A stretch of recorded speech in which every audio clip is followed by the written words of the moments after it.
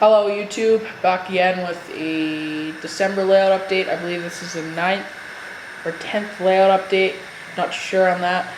But in this layout update I will show you the scenery I've completed over the month of December and the end of November.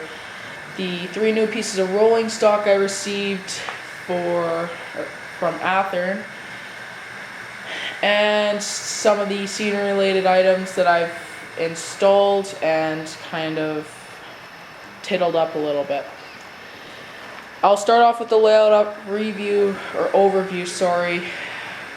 I've completed about 45% of my layouts.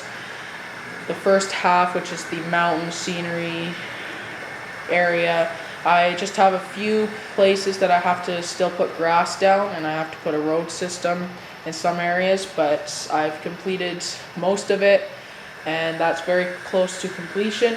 And I will be starting this half of the layout that you're looking at right now in the new year. This is going to be probably the most challenging part of my layout, as it has the most wiring of lights and switches. I've hooked up most of the switches, as you've watched in my previous videos, but I have probably close to 100 lights to hook up. I have some lighting effects like grade crossing, flashing lights, beacons, construction signs, etc. And I have the road systems to put in, and I have a whole bunch of work and ballast, especially for the yard, to put in yet. I have started a little bit on some scenery. I completed this in the middle of December, and I think it looks really good. It's the lumber mill, and to create the asphalt surface, or the surface that you see that kind of goes over the tracks, I used plaster of Paris, put that down, smoothed it out over the rails, and took a car, one of my cheaper cars, and went up and down the rail to create the proper spacing so the train could go on there without having a problem and derailing. Then I used the Woodland Scenics asphalt top coat paint for their road systems and painted over that. And then I used the graphite from the pencil and rubbed over it with sandpaper, and that is the lighter patches you see. Those are the graphites that kind of get picked up by the camera there, and I just smudged that around to kind of create like an oily, kind of grimy effect. And then when the plaster of Paris was wet, I took a screwdriver, a X-Acto knife or a hobby knife, and a fork, and kind of dug out some potholes.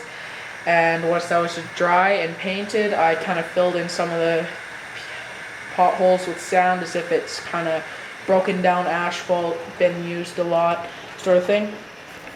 So that turned out really nice. Still haven't put a light in the building yet, which I'm very close to. I will be doing that in the near future. So yeah, that scene looks pretty good. I have a few things yet to touch up on, but yeah.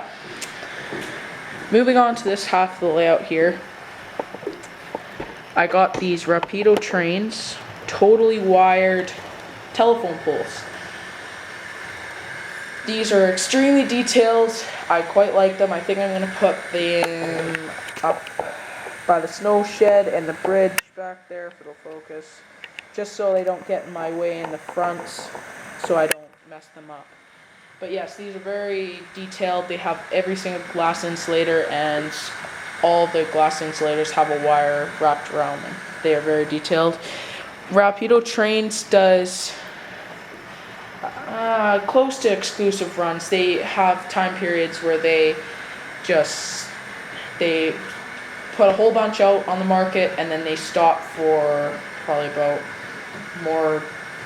closer to a year, and then they'll sell a whole bunch more and make a whole bunch more. But yeah, I got the last box from the hobby store, and I probably won't be getting any more boxes of these in the near future, but I'll probably make some out of balsa wood now that I have an idea. Moving on to this scenery over here. So you can probably see in the corner there, I've started my water effects.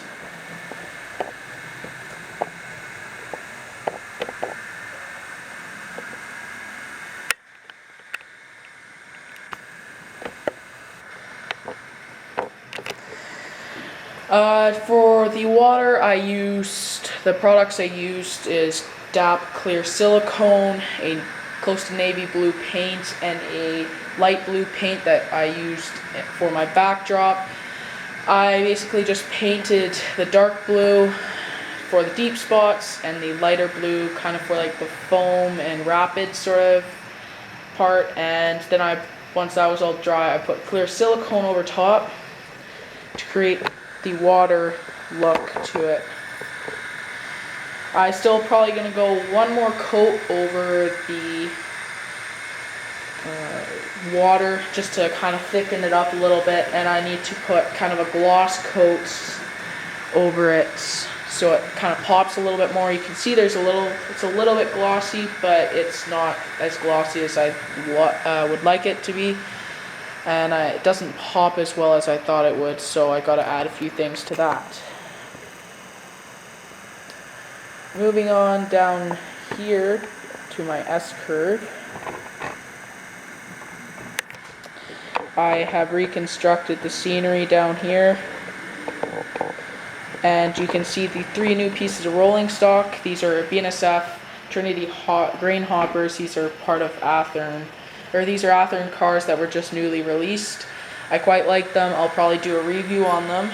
And yeah, this corner I have ballasted and I've reconstructed as kind of like, it's probably going to be where I do my crew switch outs, and I've created a service road to get to the signal there. So like I said, I'll probably take the box car out of there and put kind of like a little trailer with some bunk beds or whatever in there for the crews to sleep overnight. So when I'm doing my operations, I'll do kind of like a crew swap out sort of deal. And yeah, one of the last scenery things that I've completed is this. You see the fascia board there.